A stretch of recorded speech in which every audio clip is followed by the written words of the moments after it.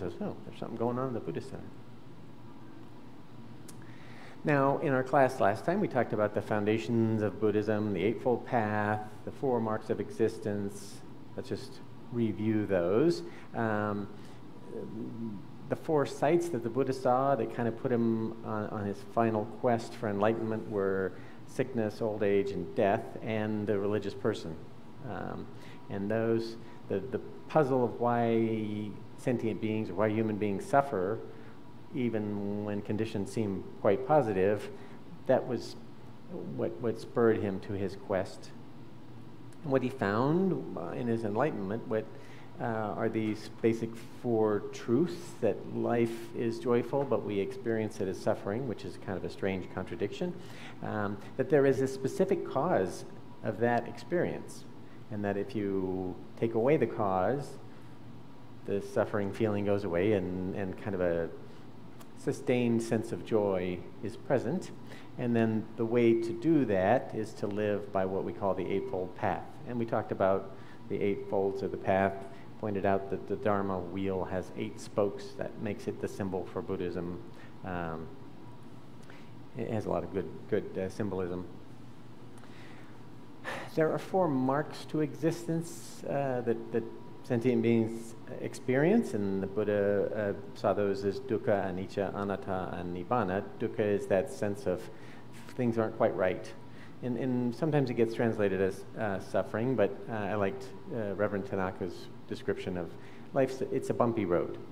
No, there's parts of the road that are smooth, and the parts of the road that are the bumps or potholes. And we overfocus. I think the psychologists have studied this, and we're 8 times more sensitive to the bumps in the road as opposed to the smooth part. That makes the whole road seem pretty lousy, when actually, factually, it is not lousy. The anicca piece, the impermanence of everything, with a few notable exceptions like the Buddha Dharma, so it has impermanent aspects. That's an important thing to focus on or recognize. If we think things are permanent and then we kind of cling to them, they dissolve away, and there you go. That's that unsatisfactory feeling. You know, when you get a brand new car, it's very exciting. When you get the first scratch on your brand new car, it's very disappointing. And that's a silly example of what hits us every day, all the time, in little ways. But it starts to drag on us. Anatta is it literally means not atta, which is non-self or non-soul, something like that. Recognizing that what we experience as our separate self-entity is not really that. It's actually the confluence of causes and conditions that come together and make us feel like we're us. But if you put one of us in a different context, oddly enough, I mean, just remember back 10 or 20 years to who you were then, you're probably quite different. Now, some of you are really stable, and that's nice, but most human beings have experienced some very large shifts in who they were, and that's all contextual. So, anatta. The last piece, nibbana or nirvana, the sense that there's a fundamental joyfulness, a fundamental goodness in life that we touch. We all touch from time to time. We try to capture it and own it or whatever. Those are errors, but part of a delusion of self. But fundamentally, there's that goodness underpinning everything. And when you go outside and there's sunlight and warmth and water in the stream and you can drink it, you know, that's pretty darn wonderful, because there's plenty of rocks floating around in space that don't have enough of those things or any of those things. So Buddhism, and Shin Buddhism specifically, it's a little bit of a confusing thing. Sometimes people draw, I think I had, in some of my slides there's a big tree and the Buddha is sitting under it, and I kind of think of that tree as Buddhism and all the branches. The current historical expression of Buddhism is started out in India in a little country called Shakya, which was not that big. this yellow bit is Nepal now. Shakya was much smaller than Nepal. It was essentially a city-state, really.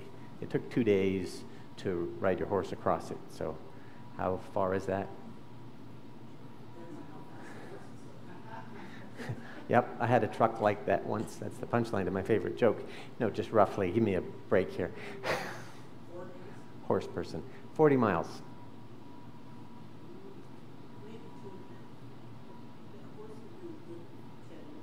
So a 2-day ride would be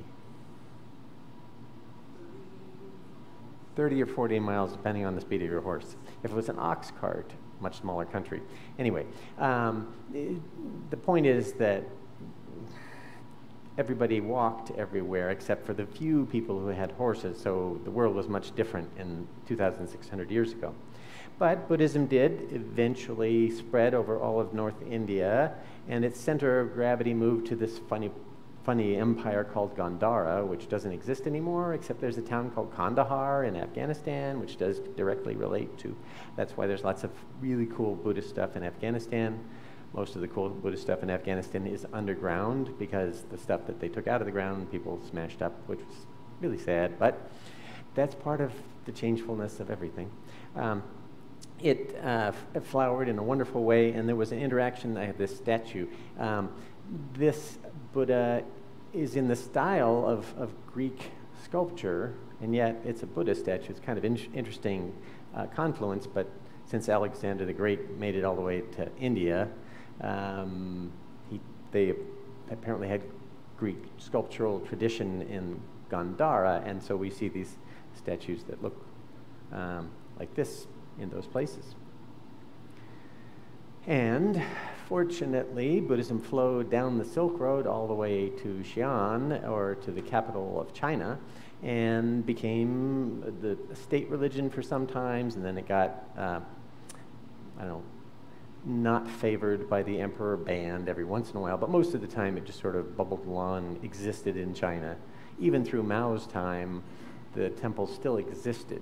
They weren't really allowed to do much. They would find little clever handicraft things to do and seem productive. Famous story of beautiful scrolls on the wall of the Dharma in Mao's time, and the Red Guards came in and they're throwing everything in a big pile and lighting it on fire. And the priest flips the scrolls around and writes, "Long live the revolution," on the back of the scrolls. And the Red Guards ran up to him and they had to stop because they couldn't destroy that. So it protected. It's a story of the protection, and sometimes we have to go underground. There's just no way you can be overt about a tradition. So this probably happened with Buddhism several times before that in China and in other countries. So then there's a flow through Korea and to Japan, and that's where Shin Buddhism specifically flowered. There had been Pure Land Buddhism, type of Buddhism, this sort of branch, the big branch, not the lesser branch of the tree, in China and Gandhara and India before, but Shinran Shonin, who was the founder of our lineage, the person there with the white tassels on his nenju behind me, specifically is credited as being the founder of this tradition that organizationally I'm ordained in. So that's what we're focusing on. So there's, you may know some of the other big branches of the trunk of the Buddhism tree. So there's Mahayana, that's the part we're part of, Vajrayana, which is the part the Dalai Lama is part of, and Theravada, which is in Sri Lanka. Sometimes we call it Southern Buddhism. I'm not going to make the Southern Buddhism joke, but I could about all y'all. No, never mind. Okay. I studied in Sri Lanka, which was a wonderful protected island, and where Buddhism continued even when the Empire of India switched over to Islam, and Islam was very intolerant of other religions, and all the statues had to be defaced, literally with a chisel, the faces chipped off them, and people were allowed to convert to Islam or else. So that was a harsh time in India, but in Sri Lanka, just that little teensy-weensy bit of water between them protected them. So And I studied there for a year. I spent some time in the monastery. Thought about staying, but in hindsight, it's probably a good thing I didn't, because I wouldn't be here. I'd still be there. Not that it isn't wonderful there, but anyway, karma flows onward. So Thailand, some Cambodia, some of Vietnam has Theravada Buddhism in it, but it's mostly Mahayana Buddhism. Mahayana means the larger vehicle. Theravada means the way of the elders. Vajrayana means the lightning vehicle. That's supposed to be a lightning sound, but has to do with you can get enlightened really, really fast if you do it just that way, certain way. But we are a Mahayana temple. Now, the Dharma spread, and then folks sort of in 1800s started to, as they colonized the rest of the world, they also started kind of investigating anthropologically. They want to understand, what are these people doing? Most of the 1800s scholarship has to do with trying to understand how whatever your other religion is, how it's just like Christianity. That seems like a lot of the effort of those investigators was put into. And because they came from Christianity that has a Christ in it, a single figure, their view of those scholars was to say that the Buddha said one thing, and then over time it spread out and they say, got corrupted or varied or whatever. I think this is kind of a primitive understanding of how history works. And the fact is that Buddha taught for 40 years, and 40 years, across those 40 years, he taught to all kinds of different people in different contexts, and he changed as a teacher. I mean, his first teaching methods were not very good. He told his students, he had just a few students, and he told them to go to a charnel yard, which is like a graveyard, except they don't put the bodies in the ground, they just leave them sitting there. Go there and pick a corpse and meditate on it to understand your impermanence. Several of his students killed themselves, and he stopped teaching that. So now that's only for people who are highly attained. You're allowed to really do that practice safely, because it's just too disturbing for most folks. But as a teacher, can you imagine being a 30-year-old teacher and having, I think I'll do this thing, and sending your students out and having some of them kill themselves? You might change as a teacher. You might realize, let's just look at our breath. It's changeful, it's constantly with us, and that's kind of the better path that the Buddha went to. My point is that as a teacher, he did evolve, change, he adapted the teaching always to whoever he was talking to. So if he was talking to people at a fire-worshipping Hindu temple, oddly enough, the Dharma was about everything's really on fire. But since everything is changeful, and fire has kind of got a changeful quality to it, I will ignite some fire to show that. That makes sense in that context. So if you check, there's a sutra that's like the fire sermon, or the fire sutra, we call it, and that's what it's about. But that's where the Buddha taught that way, because those people would understand that. And if he was walking along the side of a river and he was trying to explain to someone who fished in the river about the nature of the self, he might say, well, it's kind of like driftwood. And then he'd explain that. And so my point is, this is the old-fashioned way of saying that the Buddha said one thing and then it got all messed up and corrupted. Really what the Buddha did, he taught all kinds of different threads, and some of those went onward in time and some of those didn't. So we are this thread. No, just kidding. The green thread. Okay. So the Dharma spreads. But we can agree, for the purposes of the class, that Buddhism is the teachings taught by Shakyamuni Buddha, and or teachings to reach enlightenment, to become enlightened. So since Shakyamuni taught us about 26 significant Buddhas that preceded him, mentioned one Buddha that will follow him, Buddhists have kind of a sense across time and space that we are not able to access. Any one of those Buddha's teachings we could call it Buddhism. This is very different from Christianity, for instance. That there's like one person, literally one person, that is the teacher in those Gospels, as seen from all the different students' points of view. The teacher there's only one. So Buddhisms, I mean, there are as many Buddhas as there are grains of sand in the Ganges River. It says that in the larger sutra on the Pure Land. Well, that's a lot of Buddhas. And, that's very different. If you came from a Lutheran background and you were studying in India in 1850, you probably wouldn't really be able to wrap your head around that. How could there be that many? It doesn't make any sense. You have to have a founder. So that over-focused us on one person. And the Buddha energy is more than just a person thing. So, maybe I should just try to zoom. I'll try this. Oh, that sort of worked. Bodhicitta is that aspiration to enlightenment. Bodhi means enlightenment. Citta is kind of mean the mind in Pali. So bodhicitta is that the aspiration to become enlightened.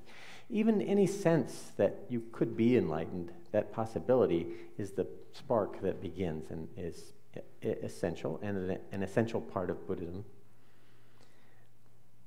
I just, to put in a negative plug for Mindfulness magazine, some people recently have borrowed a lot of stuff from Buddhism and packaged it and sold it to corporations. Someone sold a mindfulness course to the Air Force to teach their drone pilots how to concentrate better when they're blowing people up. That's a hideous misuse of Dharma teachings. I wish they wouldn't do that, but they do. Mindfulness magazine is funny because the whole magazine, every article, it talks about Buddhist stuff, but they never mention the Buddha, which is a little weird, except some of the ads in the back, Buddhist congregations or whatever, retreat centers kind of figured out that, hey, we should probably advertise in this magazine because it's actually all about Buddhism.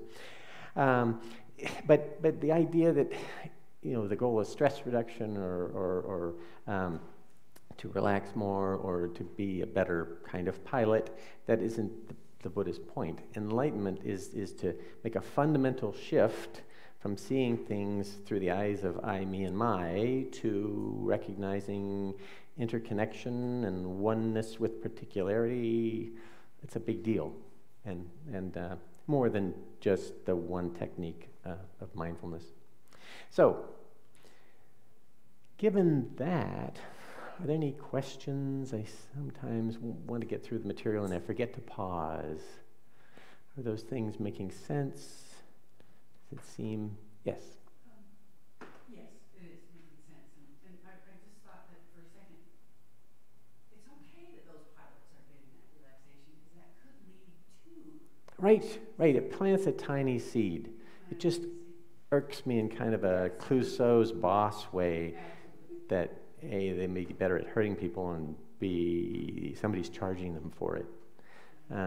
Because we never share, the Buddhist was very specific, we never share the Dharma on a pay me and then I'll give you the Dharma basis.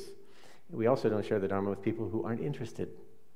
So this is very different from Christianity. There's an important value to evangelize. You're supposed to go out and tell people because those poor people don't know yet. And while we agree that it's unfortunate that those poor people don't know about Buddhism yet, the Buddha said, no, you can't really explain it until someone asks. That's why you'll notice that I don't really push Buddhism much until you start asking me questions. And then, what you thought was going to be a 2-minute conversation is half an hour long. So the door's open. Anyway, so thank you. Yes, right. It's okay. And probably good. Right. No, but I understand what you're saying too. But, yeah. If we could just get a little percent. Well, yeah. Okay. Letting go. Yes, Chelsea. The type of Buddhism that I'd never heard of was the Dalai Lama's Buddhism, and everyone's heard of the Dalai Lama. So is it a small? I know Mahayana is like 90% of Buddhists. Right. Yeah, Vajrayana is very small. But the Dalai Lama has the gigantic advantage that the CIA put millions of dollars into making him into a world figure so that Chairman Mao would feel bad. And it worked. Yeah. Because otherwise he would just have been some obscure little Himalayan king, religious guy thing. It wouldn't have been a blip. So that's really the background there. There are some, it depends on the group, and I think everybody if you want to know about somebody, you should just ask them. You know, so the self-identification, sometimes in Vajrayana Buddhism, they self-identify as Mahayana, generally Mahayana, and don't make that distinction. And then there's, I think, 4 lineages that existed in Tibet and Mongolia, and some of them are a little more about, no, we're a different branch. Oh no, we're in the same branch. So the problem with Aristotle and naming things is it divides things that are actually connected. And one of our important values and understandings of the universe is absolute interconnection, interdependent co-rising of everything. So we want to be really careful when we start denominating things.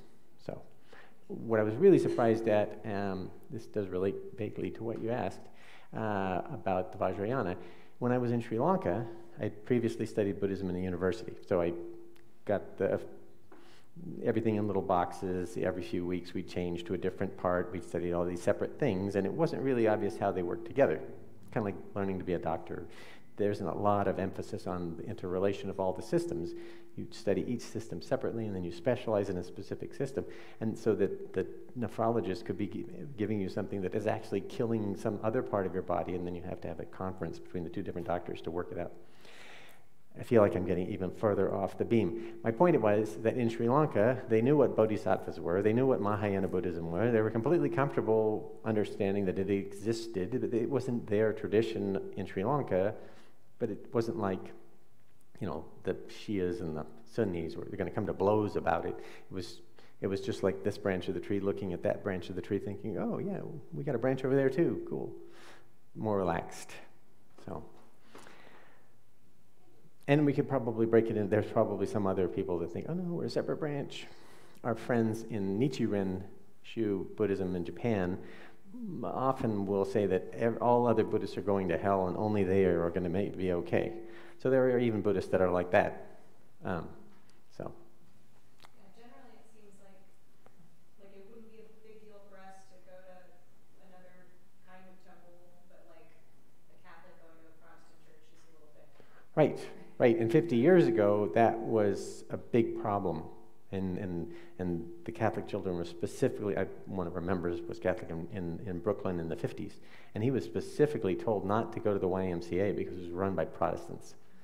And he just wanted to play ball. So, yeah, it's a mysterious thing. So we do, yeah. So this is not really a useful slide, but the idea is, okay, where are we going to go from here?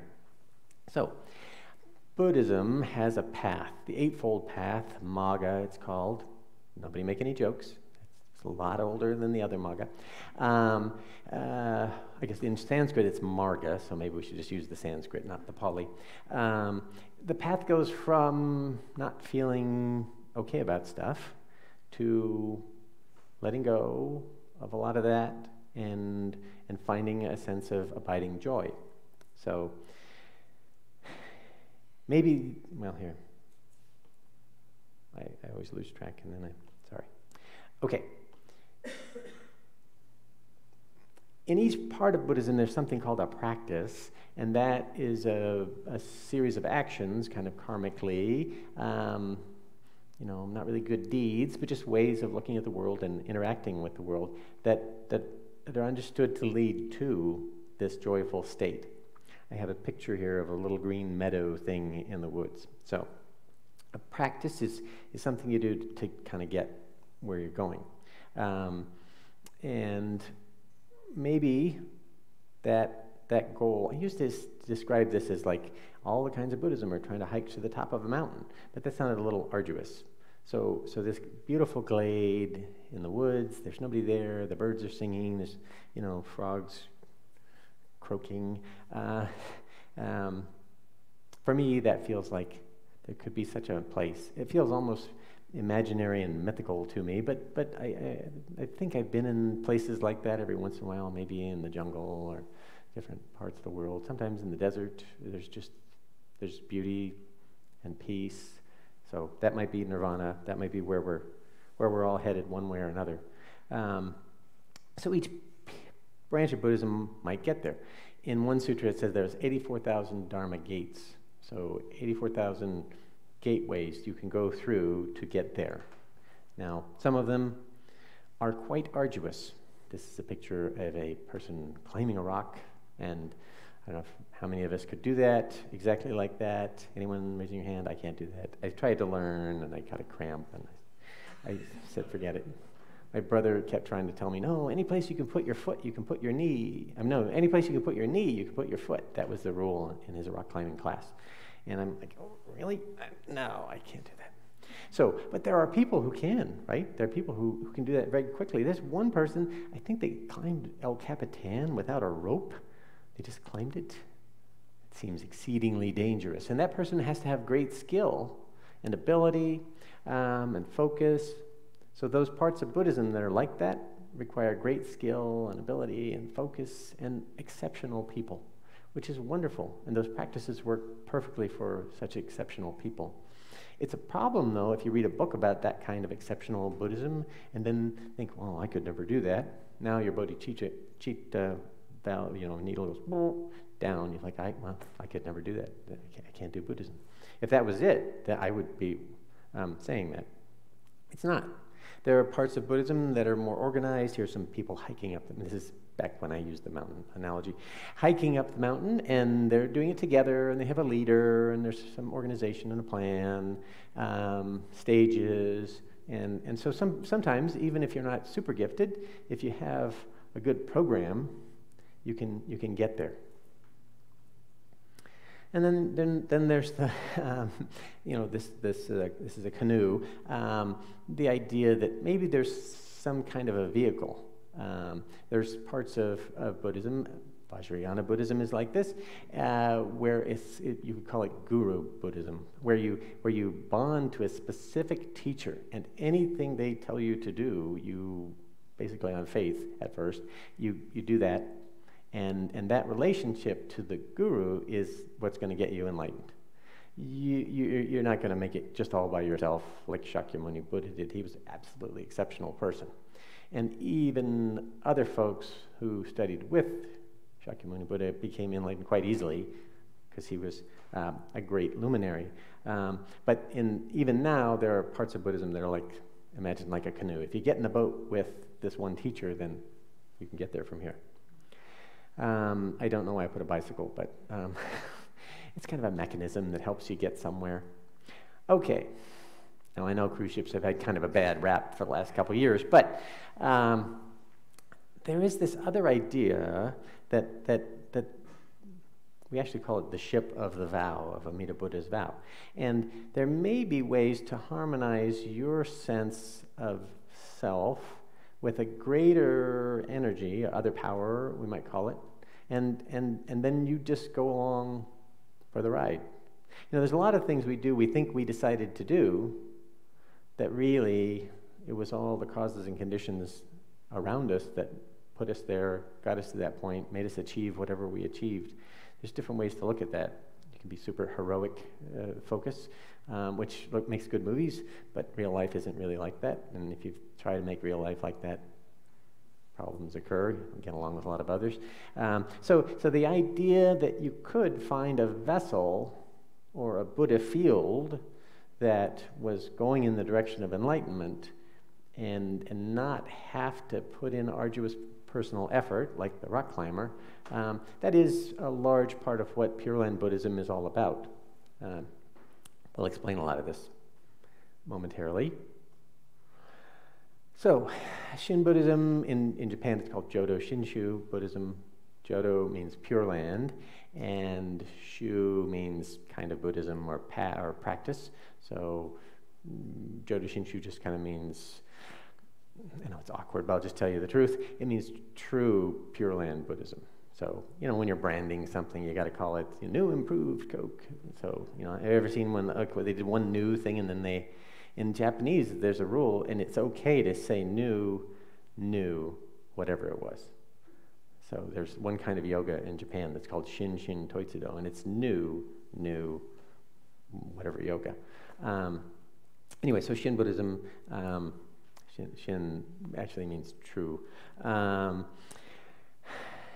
is a path of Buddhism where we I have to hesitate all these times because the way we normally think of it is we try to harmonize with the wise and compassionate Buddha energy of Amida Buddha.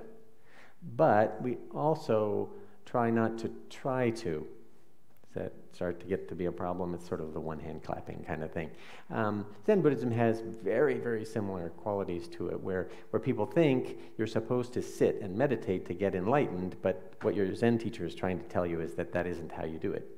But we sit and meditate all the time, and yet we're supposed to ultimately realize that isn't how you get enlightened. Well, then why did you make me sit? My butt hurts. Okay, it's okay. We just have to grow. So Shinran's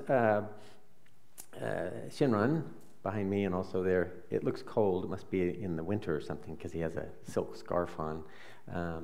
I can't tell you from experience, the winter gets very cold with no hair. He taught on Mount Hiei. He was sort of a middle-level teacher on Mount Hiei, which is a very important temple complex above Kyoto in the mountain. And Mount Hiei's monastery pretty much validated the emperor's rule in a lot of ways. Nara did the same thing, but there's always this balance between the political rulers and Buddhism as spiritual in Asian countries for thousands of years. He studied there, but it wasn't rewarding, didn't quite work for him, so he had to kind of branch out. And Amida Buddha, the Buddha that we're going to talk about a lot in this context in the class, was worshipped. And now that may be a triggering word for some of you, because it's fine. Please be honest. Does that sort of, if I say worship, does that seem a little funny? No? Okay. Some people think in Buddhism that's an odd word to use. I think what it means for me is worthship, to value. So if you value something, that's what that means. It's not to wipe out the frontal lobes of your brain and not think. It's to say, I really value that. That's really important to me. The wise and compassionate character of the universe is of great value to me. So when I bow and offer incense to Amida Buddha, that's this Buddha over here, that's what I'm doing. So it could easily be called worship if you were a social scientist naming things. But in my heart, I'm feeling gratitude. I value that, and that's what happens there. So valuing Amida Buddha occurred on Mount Hiei, and Shinran was involved in one sub-temple that did that a lot, and he was actually in charge of the place.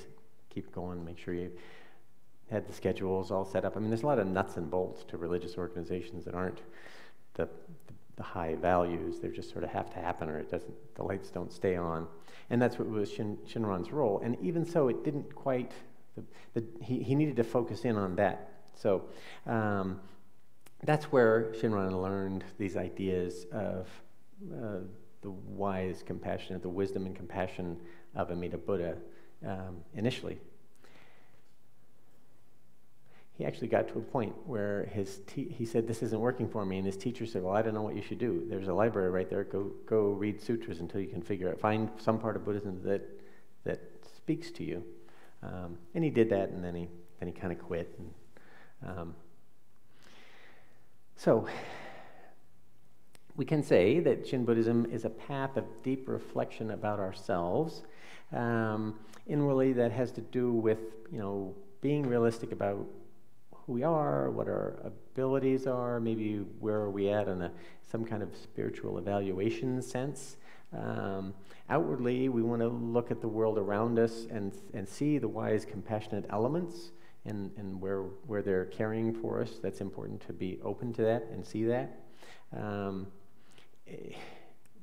Our practice, which could be argued is a non-practice. Behind me there's a scroll that says Namu Amida Butsu, which means my refuge is the Buddha of infinite light, or I take refuge in the wisdom and compassion of the universe. It's kind of what that mantra thing means. That is our basic practice. We can chant that, we can think that, we can put it into a much more complicated context, but really deep down, that is the fundamental practice of Shin Buddhism. Nen in Nembutsu means mindfulness. So really what our focus is mindfulness of the Buddha in all things. That is a way to say it. So down here I have a picture of Snoopy, who looks really happy. Beagles can be quite, that was no fun. I went too far. A teaching of awakening, realization, and enlightenment, not a blind belief in something. That's very different. Dr. Matsunaga, my teacher, whose picture is over there, I only came to 3 Dharma talks from Reverend Alicia, and she died in 1998. And I first came to Reno in 97, so I only really interacted with her a few times. But I spent a long time studying and working with Dr. Matsunaga. He was very specific that the kind of faith in Buddhism is to his experience, vastly different from what other people are talking about when they say faith.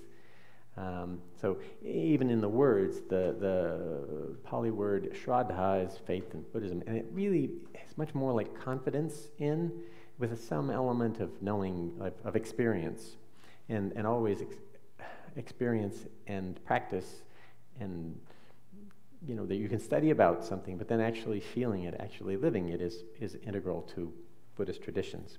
So, a path of deep reflection. Well, there's a lot of kinds of reflection. The Four Noble Truths, you can see the Four Noble Truths in your own life. You can see how, at times, all the elements, everything you needed to be happy were there, and yet you were having a lousy time. I mean, you can have a good day and a bad day, right? Well, did anything fundamentally change in most of your life? No. It just seemed like a bad day. I don't know. That's recognizing the first noble truth. And you can do that same exercise with all the noble truths. Shinran was an exceptional individual and super sensitive spiritually. Also, he was very much a child of his time and culture. So he saw things with a very dark lens. I mean, this is literally medieval times, and in Japan they had 600 years of civil war. Shinran lived in the beginning of that period. So his one description he had of his own, when he reflected, he said, sinking in an immense ocean of desires, that he could see that inside himself. Now, when we read these things that Shinran wrote, we kind of think, well, this guy's a wreck. Maybe he's just able to see and articulate what we all experience, but we just put it down, hide it, whatever. And not to say that we should think we're all wreckage. We should just recognize our wreckedness. Does that make any sense? Our desires are countless, and anger, wrath, and jealousy, envy, overwhelming. That's what he started to realize. And he was in the monastery, which is a cloistered environment, separate from all the worrying about,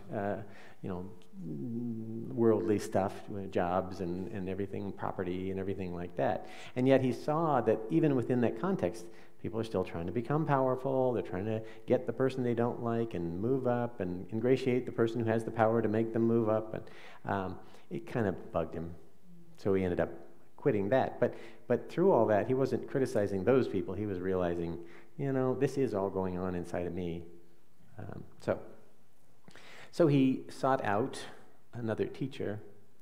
Now, part of what he saw was that in the context of Buddhism is that in the time of a Buddha, it's traditionally called the right Dharma Age. And when you read a sutra, often people came, the Buddha taught about something, he taught the Four Noble Truths, or he taught about interdependent co-arising, paticca samuppada. And at the end, a few people, or all the people who were there listening, were like, wow, yes. And they were actually enlightened in that moment.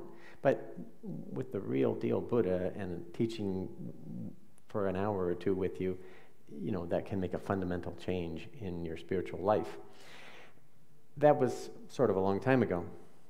The next Dharma age we call the Semblance Dharma Age. So that's where the practices are clear, the possibility of enlightenment through following the practices is present, and yet there's still a distance from that vibrant Buddha energy, or the Buddha field. Buddha kshetra is the word that a Buddha generates.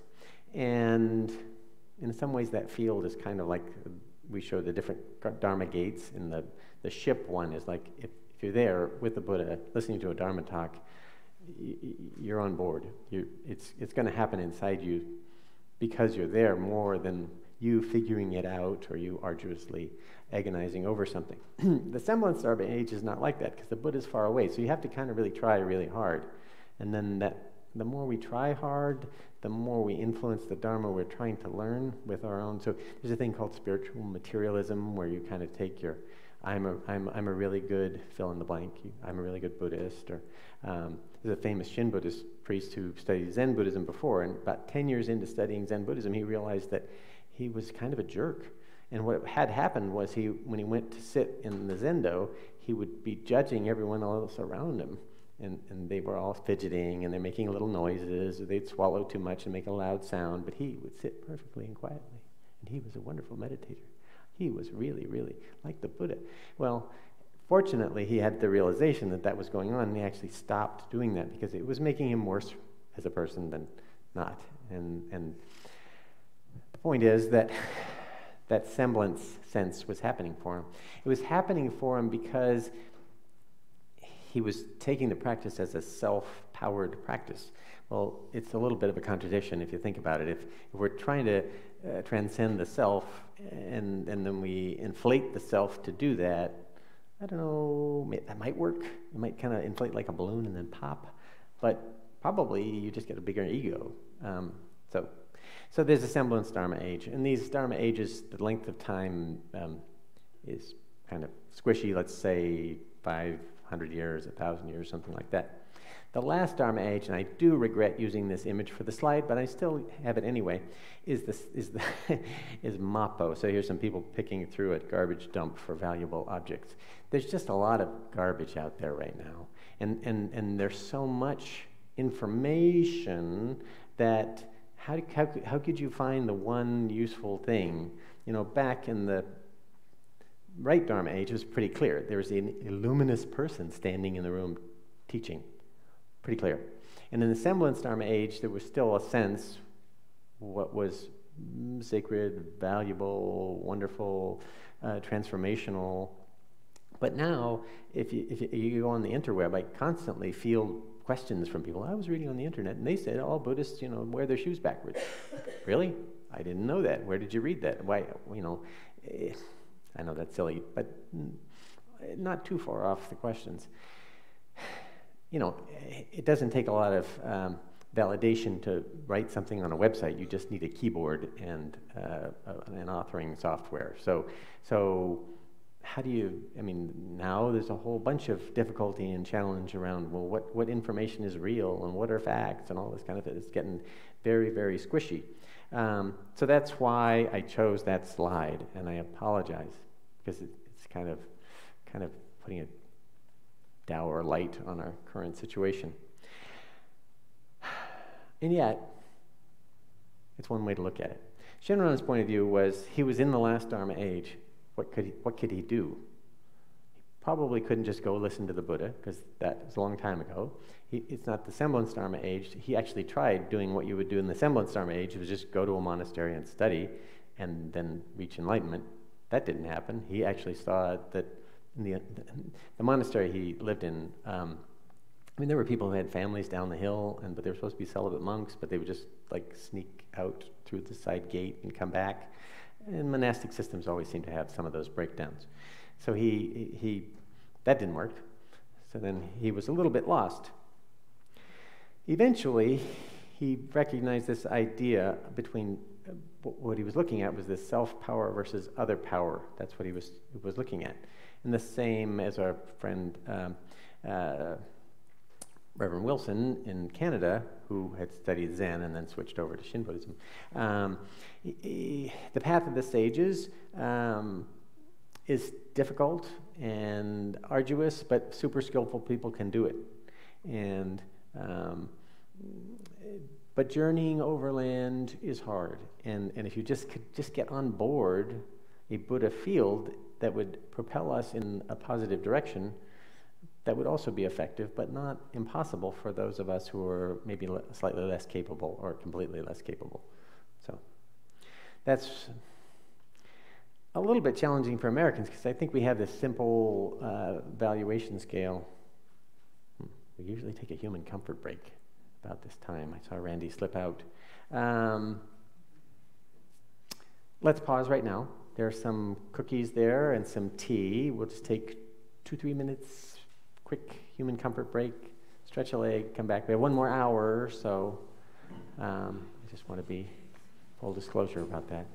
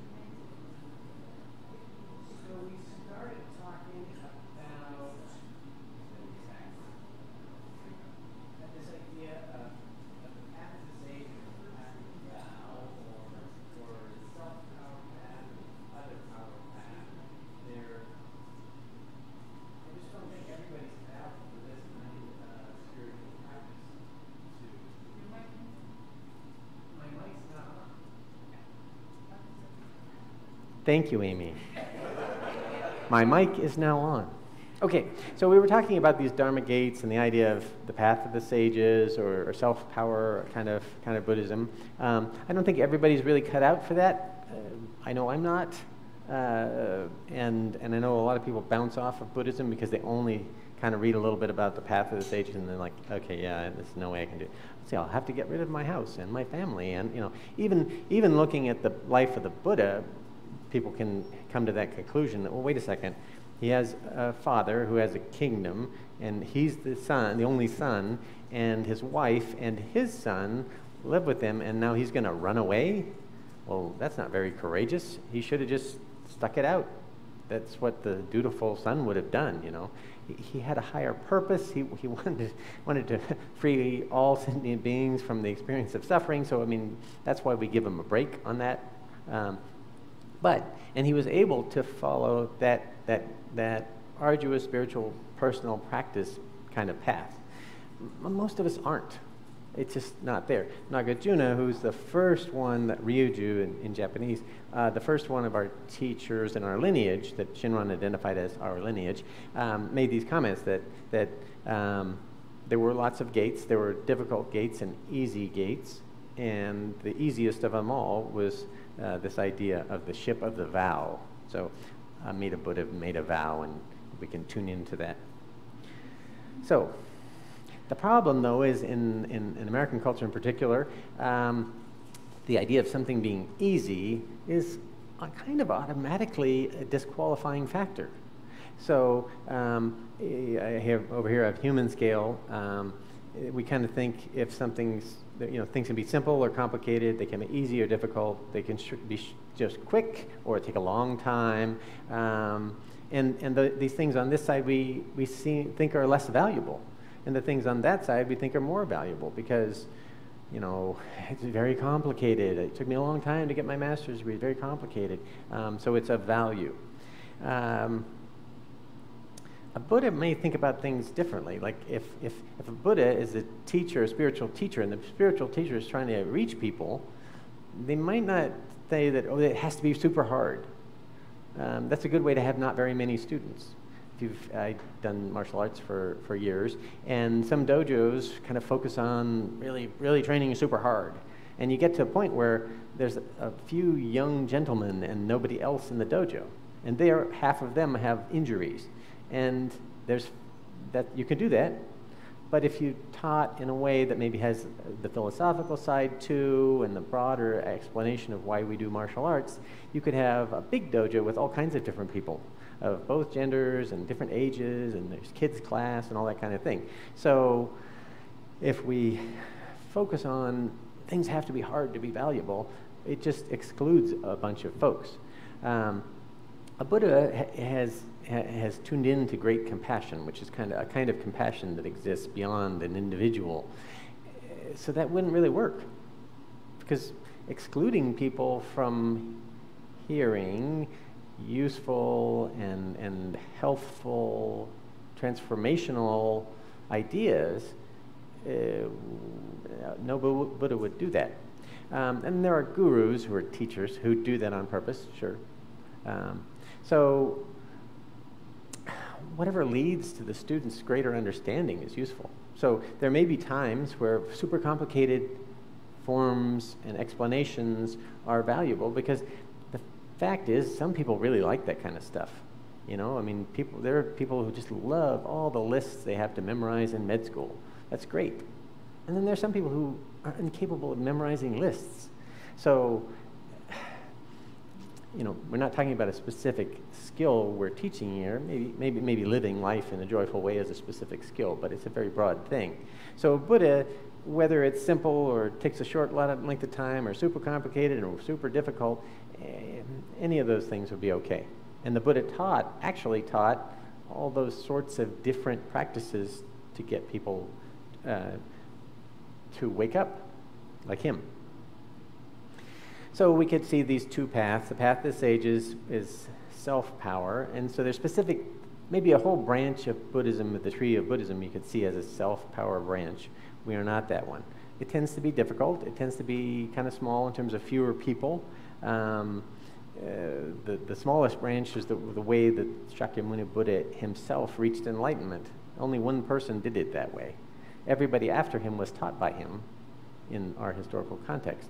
And those are it's a big shift, big difference. The path of the vow is the thing we're going to talk about in Shin Buddhism. So we use other power instead of self-power. It's easy and it's accessible for everyone wherever they're at, just the way you are. You don't have to do these things and then you can be a Buddhist, or you don't have to do these things and then you can reach enlightenment. Now, it's not saying you're going to get enlightened tomorrow. If somebody does say, you know, give me 1995 and I'll sell you the book and you'll be enlightened tomorrow, you should put your hand on your wallet and walk backwards toward the door, keeping your eyes on that person because they're trying to take something from you. No, we're not saying that. We're just saying that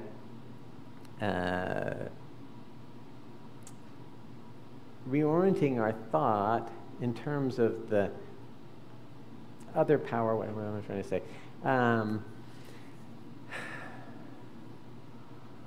It makes sense that the Buddha, if the Buddha was infinitely compassionate, would teach and generate a path that would be accessible to the less able among us. I'm not looking at you. I'm just looking in a mirror. Just not really cut out for... I mean, I actually tried. I went to a monastery. I talked to the people. I said, well, could I stay? And they said, well, yeah. I mean, you sort of have to be invited to stay, and that was a possibility. But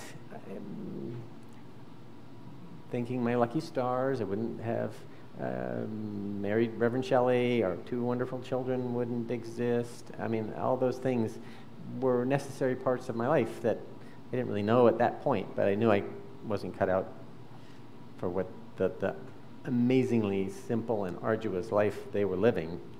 You know, washing one of your 2 robes in the stream next to the monastery was just, for a kid from Truckee, that was not something I could do. So, it makes sense that a Buddha would offer a path for anyone at any level, wherever they were coming from, instead of being super exclusive. Maybe that's... So,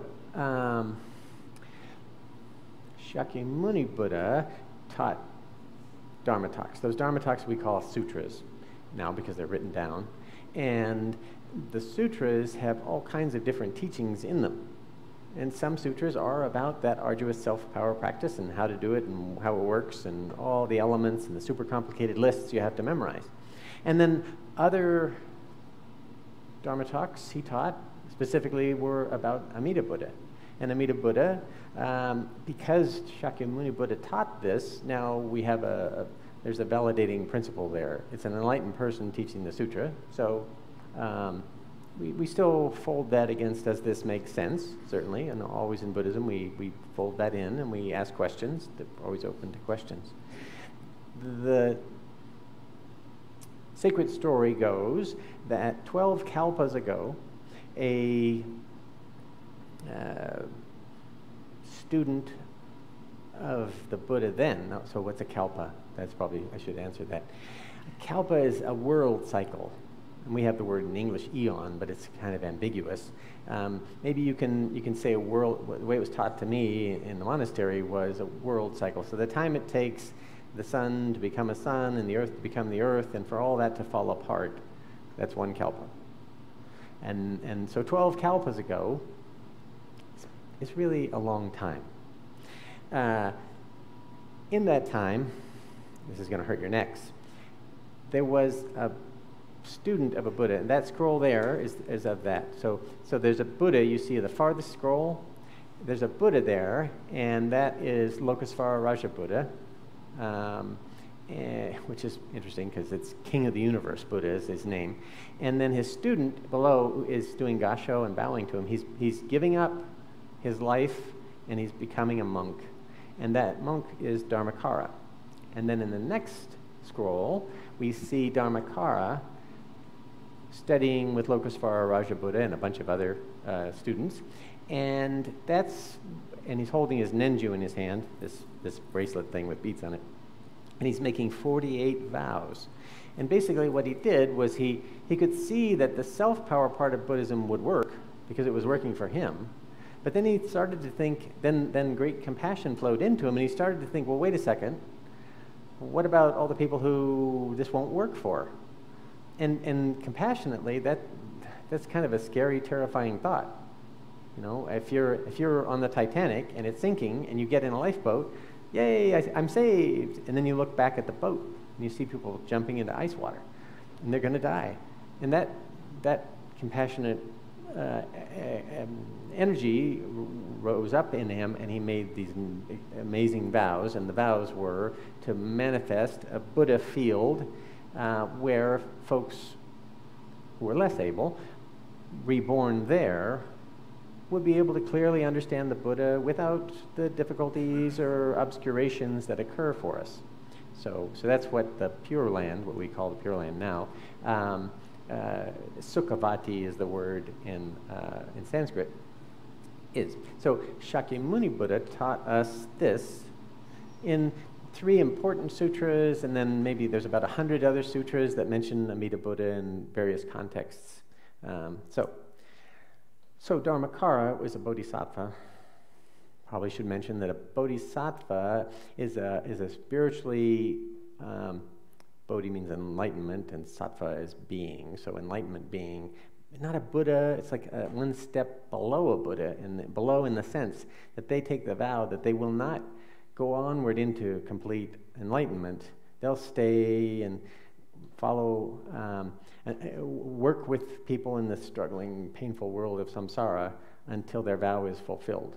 So Dharmakara made the vow that until he had generated this Buddha field, this kshetra, where regular old beings reborn there could clearly understand the Dharma, until that happened, he would not become a Buddha. Kind of a negative construct. Until I do this, I won't. But the point is, when everyone was able to be reborn in his Pure Land, then Dharmakara would become a Buddha. Well, Dharmakara is Amida Buddha, which means his vow was fulfilled, which is kind of exciting. There was 5 kalpas of arduous practice, and then he generated the Buddha field, and so now we are in the time after Amida Buddha generated this field. This Buddha field we're talking about is what I've been showing in the form of a ship. We literally say the ship of the vow, because Dharmakara made the vow, and that's what we're trying to harmonize with or tune into. So that's what this slide is about. And this is actually Dharmakara making the vow to Lokesvara Raja Buddha. But I like that painting a bit better. Artist in Sri Lanka did that. I like it better. But this is a Chinese scroll, I think.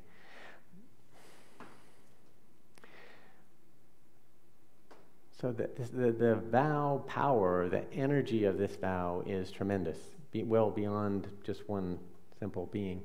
So how does that trust? Now, if the way the Amida Buddha's vow goes is if sentient beings in the 10 directions connect, or the phrase says "say my name," but I think that means nembutsu. So bring that Buddha to mind, or be mindful of the Buddha in this way, then they will be reborn in his Pure Land. So you have to say the name of Amida Buddha, the Nembutsu, Namu Amida Butsu, with true and trusting, which sounds easy. I mean, think of something you trust. No, think harder. You don't actually trust that, do you? Okay. I trust my new Toyota truck. Well, yeah, no, like ice. It's not very good on ice. You can keep going down those lines. I trust my dear partner. Yeah, I don't know if you look at the history of human beings, but every once in a while, the dear partners are not trustworthy, right? So, until you find a reason to not trust them, you trust them. But, Eisenhower made the famous statement, trust, but verify. So, but that's impossible. You can never really verify everything. So that makes us kind of non-trusting beings, right? We're extremely non-trusting beings. And I think our collective karma, think of our history as hominids. There were other two-leggers, very smart two-legged beings that existed on the earth. None of them are here. I wonder what happened to them. We bumped them off. I think that is a large part of what happened to them. in different ways, and maybe not as heinous as we thought. The fact that we have Neanderthal DNA in us is kind of wonderful, unless it was acquired in a non-wonderful way, which is probably how we got there. So anyway, a lot of violence and destruction through this evolutionary process. So we're, and it's a terrible burden because it makes us unable to trust Dharmakara. And if Dharmakara is saying, well, if you just find this true and trusting, this confidence in the vow, then rebirth in the Pure Land occurs, and yet we can't trust anybody, then we're back to, we might as well be trying to climb a mountain, one rock at a time. It's not up to us, and the way that distrustfulness melts away isn't really on us. But think of a time when you did trust something. Shinran said that to thoroughly entrust myself to Amida Buddha's compassionate working without any calculation or doubt. So without calculation or doubt, that's the state we're trying to get to, or trying to let go of trying to get to. It gets a little difficult to say with words. So, you can see the picture down here. No, I thought it was going to zoom in. That's going the wrong way. Hello. Okay, so there's a picture down here of a person learning to float. And we've all experienced that, possibly with exceptions, but if you haven't, you should learn to swim. It was a weird time, because they were holding you in the water, and the water was pretty scary, and sucking it in your mouth or breathing it was bad, because there's moments when we all go when we're little kids, and then we don't do that again. But they were holding us, and it seemed safe, and if you had older 12-year-old brother like I did, they'd take their hands away all of a sudden just to see what you did. But at some point, we go from a pretty distrustful state where they're holding us in the water, and we're like, I don't want to do this. I just want to hold on to the side of the pool like I was doing before. Why are you making me do this? That goes through our minds. And then we get to that state where we realize if we just relax, and there's a certain amount of, not really arching the back, but to float on my legs sink, so I don't float on my back very well. But if I kind of do that and just recognize that buoyancy exists in water, and I do float, I'm okay. Now, if I struggle, I will sink. And it's pretty true of most people. That's how people drown, is they think they're saving themselves, and they actually should have just tried to float as opposed to trying to struggle. We get that confidence in the buoyancy of ourself in water from experience. And we've had lots of experience of the wise, compassionate universe caring for us, but we may not have been putting those two things together. We might think, I did that. Okay, well, you did something, but really, the wise, compassionate universe has done all these wonderful things for you all the time you have existed, for many, many lifetimes, and you just don't give it any credit. We can get to that point. That's Shinjin, that's Shinran's word, true and trusting. But we always end up having to start in that strange, distrustful state. Now, it's okay to ask questions. It's wonderful and important to ask questions. The thing that Buddha said was the most debilitating to spiritual growth is something called skeptical doubt. Skeptical doubt is where you listen to a lecture and then you find all the things that are wrong about it and then leave. That's not productive. So what we try to do is listen and find the coherent system in what the teacher is teaching, and then ask questions of clarification to see that coherent system. Now, that may not be for you, that's okay, but if you approach it with skeptical doubt, and I'm sure you know people who approach things this way, they're greatly gratified in the fact that they've never found anything that helps them. Okay, great. But maybe that's not really as useful as you think it is. Okay, so Shinjin, true and trusting. So the Shin here means true, just like in Shin Buddhism. It says true. I feel bad because we're true Buddhism. We're not saying all the other Buddhism isn't. This is just a truthful aspect that Shinran pointed out. There's two aspects to this true and trusting feeling. The difference between when they're teaching you to swim and you really don't trust them, and to when, hey, I'm fine, I can float. It was a fisher person, how do you say that in English? Fisherman? In the Gulf of Mexico, his boat sank 2.5 weeks. He was floating around in the Gulf of Mexico until they found him, and he lived.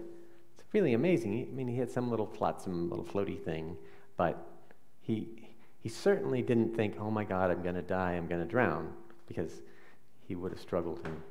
But he probably had deep faith, and chances are he was a Catholic person, and said, you know, it's going to be okay.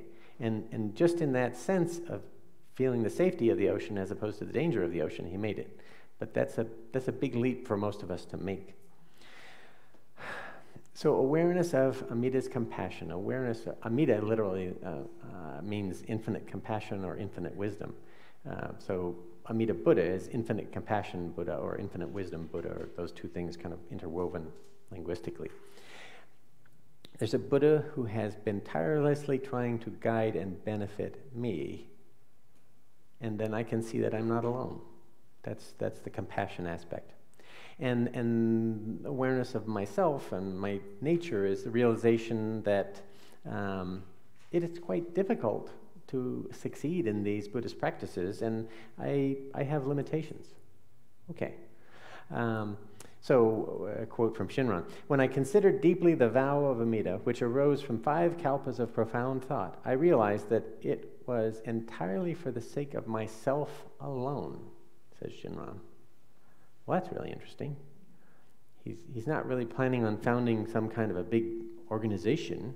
He just realized that the wise, compassionate energy in the universe was there to help him. It's there to help each of us, just us. It's not there for everybody else. It's there for you, for yourself alone. Because the self is the problem, and so helping you out of that self-delusion is what all parts of Buddhism are about. So you can see this illustration. I have to point it out because I think it's just so clever. There's a hand here with a light behind it and a hand there with a light behind it. So a whole view is realistic. So realization of my deludedness or my delusion, realization of my limitations only would result in just kind of depression. I can't do it. I'm never going to be able to become, I can't give up everything and live on a Himalayan mountaintop in a cave and eat a bag of beans for 6 months. I'm not going to be able to do that. And if that's what's required to reach enlightenment, forget it. I'm just depressed, right? If I start thinking about that. Thinking about all the things you can't do, not a good idea. And then the other side of it is, if you only thought about how the universe is totally compassionate and it's just lovely and wonderful and la la la, it's kind of a shallow view. But if you put those two things together, I don't have dramatic music for this, but I wish I did. It's beautiful and loving. Do you see that? I put the... Okay. So Shinjin is not blind belief in something. It's that combined awareness of our own limitations and also the compassionate, giving character of the universe around us that cares for us even though we have those limitations or because we have those limitations. It's an awakening to other power. At one point, Shinran makes this strange statement. Somebody asked, well, does Amida Buddha help good people? And Shinran says, well, it really, more so the wicked. That it makes sense. What kind of person would the Buddha be reaching out to? Goody two-shoes? Maybe if they're judgmental, but only to help them with their judgmentalness. But people who are really wicked and are making very questionable karmic actions or making decisions to act in destructive ways and harmful ways, those people are the people the Buddha wants to reach out to. Shinran recognized that he was one of those people. Many of us are those people. I know nobody wants to say, I'm despicable. But we all have done things that we regret in a deep way, and we kind of bury down in places in ourselves. And Amida Buddha sees those things and recognizes that even though we have those things, we're still of value, and we still deserve that compassion and that energy, and we can see that too. But it's in the combination of those two that it becomes kind of balanced and stable as a Buddhist practice. If we just did one or just the other, it wouldn't work. Did that bit sort of make sense? There's a yin-yang kind of quality to it. Yeah, the darkness of ourselves and the lightness of Amida Buddha, or infinite light. Right, and there is no not together. It's weird. Our selfish self keeps making these weird arguments that we are not together with everything else. And as a species, we'll say, oh, we run the whole planet, and everything else are these objects that we affect. Now, if we're an environmentalist, we think we should just control it in a good way. If we're a holistic person, we recognize that we're just a big colony of weird ants. And we may be chewing up the forest we live in, but ants chew up the forest they live in. It's their nature. And it may be beyond their nature to not do that. And imposing, you should do this. I mean, the poor little girl, Greta Thunberg, I think, is a victim largely of her parents. But she's very disapproving of everyone. And she thinks that carbon dioxide is a poisonous gas. So if you breathe out, you're killing other beings. Well, you can't do that. It's not okay to tell people they can't breathe out. That's harmful. And she's trying to balance out people who are saying the opposite thing. Sure, those people are off track too. There's a interconnected, understanding, compassionate mode to be in, and that's obviously one extreme. The reason she's famous is because she's, become the symbol of most extreme in that regard. And then there's people that, still think the world's flat. Okay, well, there's those extremes. We have to be somewhere in between and accept the darkness that's in all of our hearts, and yet, also, there's wonderful goodness present, also in our hearts, but also everywhere around us, and see those things as an integral, connected system. So, Taoism and Buddhism are related, but only because they cohabited in China for a long time. A question? Doesn't the path of enlightenment allow us to see the middle way between the lunatic fringe on each side, between the you can't breathe out carbon dioxide because it kills, as opposed to yay, everything is happy faces and emojis? Right. That's what our middle way is about. That's why I always, to say middle way, I say these lunatics and these lunatics. Well, somewhere in between there is sanity, clarity, awakeness. That's what enlightenment is to be awake as opposed to be asleep. When somebody asked the Buddha, you're different. What happened to you? He said, I'm awake. There wasn't really, at the time, there wasn't much of a word for it, right? There wasn't a whole tradition of Buddhism he could rely on. So he just said, I'm awake. Well, what does that mean? That kind of means we're all asleep. That's the alternative. We're kind of dreaming our way through this with misconceptions. Biggest misconception is our separateness. And saying our separateness doesn't mean, we're both separate and not separate, and we don't really see that. We just see our separateness. So if we're the separateness of our species, or the separateness of our country, or the separateness of our clan, or the separateness of our family, or the separateness of me as opposed to you, us and them, all these separatenesses propagating everywhere. It seems a little bit worse lately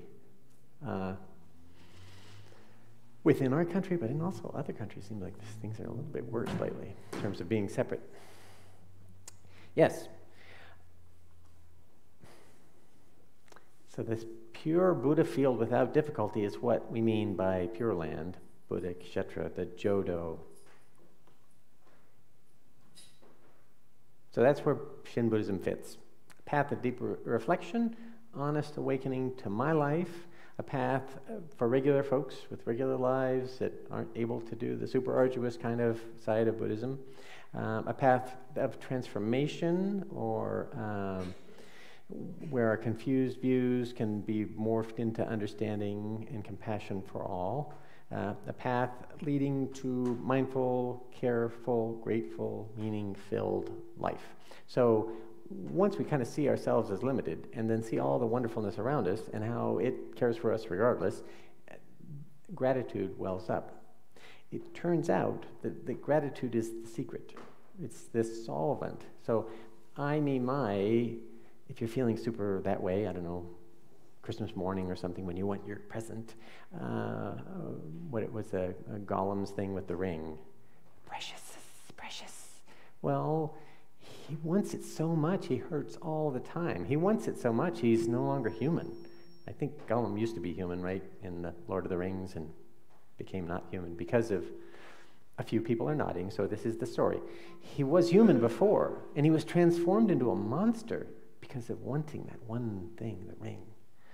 Well, that's kind of what's going on. That's what Buddhism talks about in various and sundry ways. We want that separate selfness so much, and we kind of know it's not really real, but even in kind of knowing that, then we plaster over it these kind of bad, childish Band-Aid ideas and put that together into a worldview and try to go through the world, and then that results in us being kind of harmful to others and harmful to ourselves and not seeing clearly. So if we can live in gratitude, in some ways in Shin Buddhism, just orienting yourself in gratitude it's not complicated. That's what Dharmakara, becoming a Amida Buddha, probably saw, but didn't want to present it as you should learn gratitude and then you'd be happy. But it's interesting. Try. So the Nembutsu, we say the Nembutsu in gratitude, and when we say Namu Amida Butsu, if we say that when we're frightened, we feel less frightened because we have something we're grateful for. Even though gratitude and fear don't seem related, they are. Because gratitude untangles the knot of the self. Maybe that's a way to say it. So that is most of what I wanted to talk about today. We have a few more minutes, so I might be able to get a little bit of material in from the next talk, but I also wanted to ask for questions, because there are usually some questions here. Chelsea?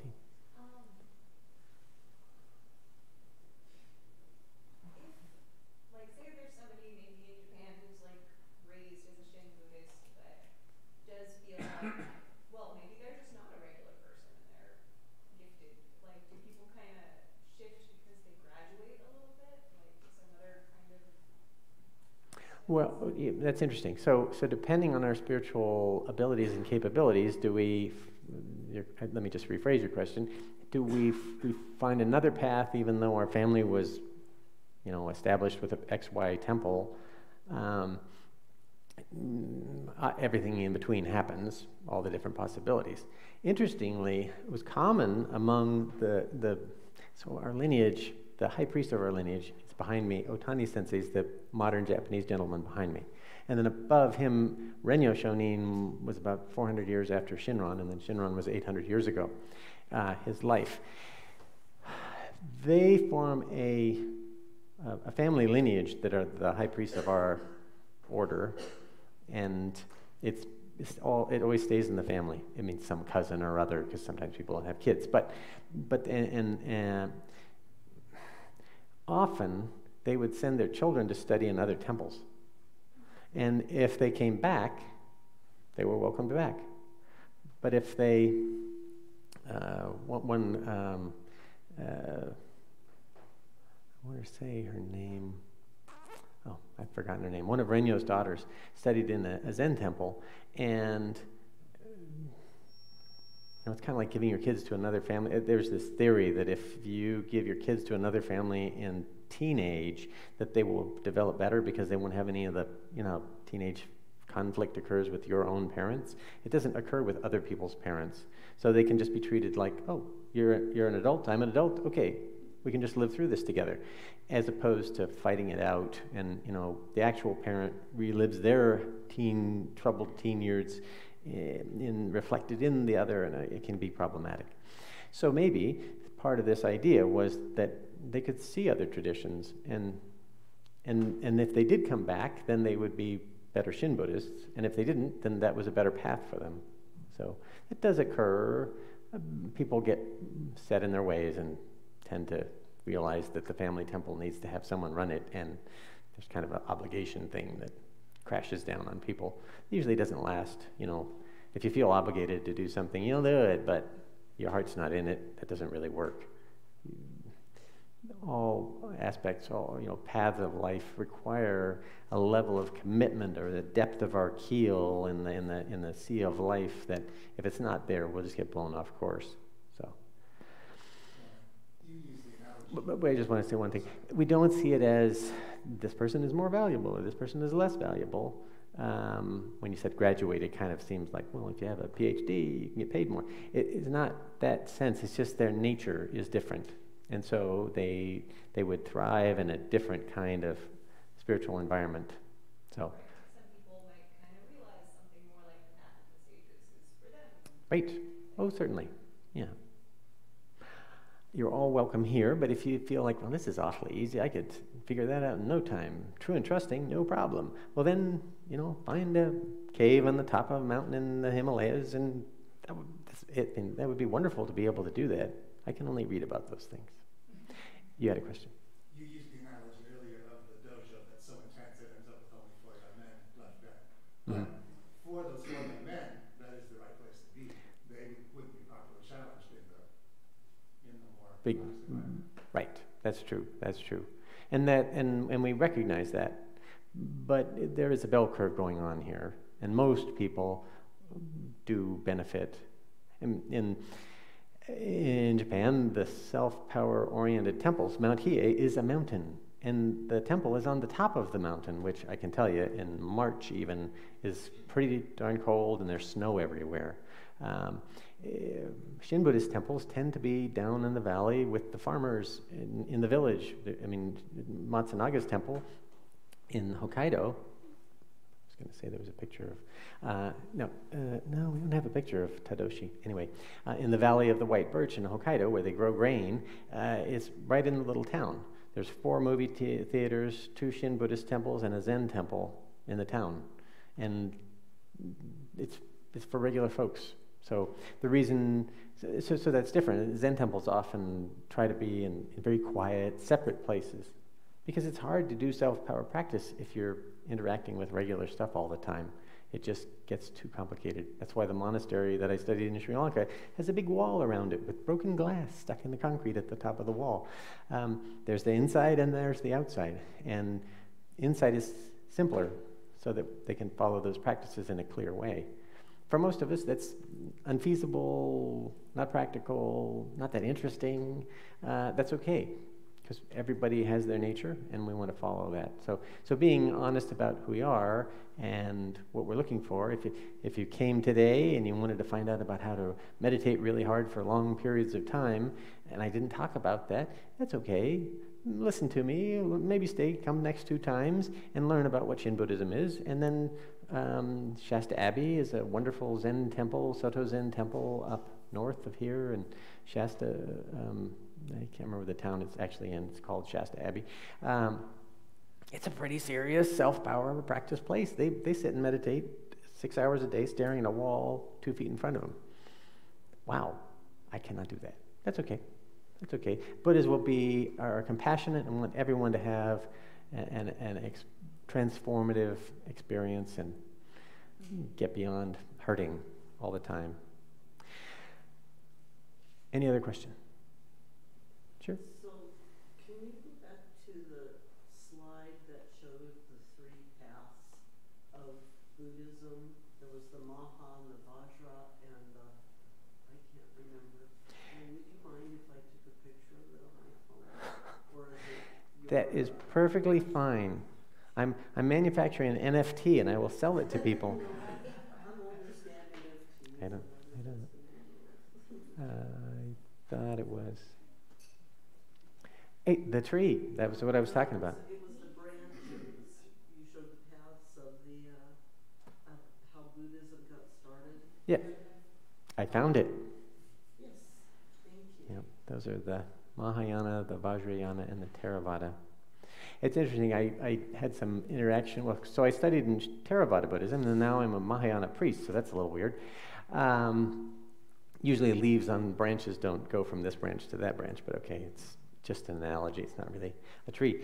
And I had some interaction with a professor in Thailand who studied the roots of Theravada Buddhism, and it turns out our Theravada friends are a little bit I wouldn't say fundamentalist, but a little tiny bit fundamentalist about things. They think they know the real Buddhism and everybody else is a little bit off track, but they're still friendly. He dug back in the history and found that Theravada and Mahayana have actually exchanged many important ideas over the years. I mean, it's been 2,600 years. And saying anybody is saying exactly what the Buddha said and somebody else isn't is kind of a silly thing to do. But he has a pretty well-crafted argument. So it's nice to have seen both traditions and see regular folks in regular life. That's I think my greatest realization from the year I spent in Sri Lanka studying was to see that when I studied in the university here about Buddhism, I thought Buddhism had to be in a monastery, and you kind of had to be a guy because you had to be a monk, and you had to give everything up, and that was all what Buddhism was. It's hard to write books about a regular person who worked in the post office and was a Buddhist and was a mom too, and it all worked out, and she raised her kids with Buddhist ideas. Nobody writes a book about that. Somebody who gives up their life as a stockbroker and then joins a Vajrayana lineage and then lives in a cave in the Himalayas for 9 years, that you could sell some books. Unfortunately, most people are the first thing. And so when I went to Sri Lanka, I saw that, and it was wonderful to see, like, okay, regular people are Buddhists too. And they come to the temple when they can, their day off, or in Sri Lanka, people generally have one day off because you got to kind of work hard to get through life. But on that day, people would come to the temple, or special festival days, they would come to the temple and listen to Dharma talks and ask questions and be involved as they could, when they could, and the Dharma was there for them as well. So that was wonderful. That was a great realization. That put me on the path to being here with you. So the last thing we need to talk about is what we're going to do next. I know that the middle way is the middle between the untouchable past and the imaginary future. That makes it a middle way. But we do need a sort of plan. So next Saturday, I have a class plan here. If you like this sort of thing, you're welcome to have one. And the next time, we'll talk about the teachers of our lineage, that Shinran kind of connected the dots. Is that not respectful enough way to say it? But he drew the lineage. Well, it's a line, so lineage, that's a fair way to say it.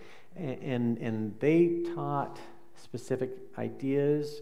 You know, when I say they didn't make it up. In Buddhism, it was there already, and then these people elucidate or explain in a particularly wonderful way the important ideas of deep hearing, true and trusting we talked about today, deep hearing, the primal vow, we talked about that a little bit today, other power, we talked about that some, the Pure Land and rebirth. So all those things, that's the plan for next time. We have a textbook, if, Michael, can you hold that up? They're not easy to get because it's out of print. I have 3 coming to the temple. If you need a paper book, I have 2. I can sell 1. A little awkward because there's many of you and only 1 book. But some of you already have it, and we'll continue to try to get it. We did send a link to a PDF, so if you can read it electronically, that would be the way to go with an out-of-print book. So part 1 is the thing to read, and then part 2 probably gets into next time. I feel as though the problem with class assignments is we have a first class, but I really needed to assign the reading for the first class before the first class, but I can't do that because I haven't seen you yet. So they lag behind a little bit. At the beginning of class, we'll have a little question time. We have time for a couple questions. If you could, if you read something in that section and it was particularly interesting or flummoxing or whatever, and put a post-it there and say, well, what did Reverend Tanaka mean by this? Okay, we can talk about those. We'll pick a couple next time. So there is homework. I love saying the word homework because I can just feel the energy. Some people just go, it's funny. Okay, thank you all for your kind attention, and that ends our class. Sometimes we sort of mumble the Nembutsu, so we'll bow, and then we mumble Namandabs, Namandabs, Namandabs. Now, it doesn't sound like I'm saying Namu Amida Butsu, does it? No, it sounds like I'm mumbling. But I'm actually saying Namandabs. So I have the right number of syllables there. It's just a abbreviation kind of method, but I am invoking the name of Amida Buddha, Namo Amida Butsu. It's just a short version. When you do that, when you bow or something, or when I offer incense, I'll say it that way. Whenever someone up here makes gasho and says the Nembutsu, it is perfectly fine if folks out there in those chairs do the same kind of thing. So it's not you have to and it won't work kind of a thing, but there's remembering what this gesture of gasho means. If this is my little self, the nenju, this bracelet, represents the limitations we experience. So all the things that hold us back from enlightenment. There's 108 of them.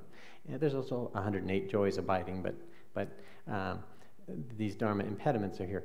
This is sort of like my little self, and this is the wise, compassionate universe. And this, well, actually, after we offer incense, we encircle these this way. This is, I don't want to offend anybody, but this is really communion, okay? So we're together and connected. We physically, with a hand gesture, a mudra, feel, and even feel stable. Just go ahead, try it. If you put your hands like this, it feels kind of nice. Like one hand supports the other hand. The warmth is there. You can kind of feel the heartbeat in your fingertips, depending on your blood pressure. There's a balance to this. There's a peacefulness to this gesture. It's not an accident that many different human religions use this gesture. But for us, it's the connection of little me, the wise, compassionate universe in stable interconnection. So, thank you very much.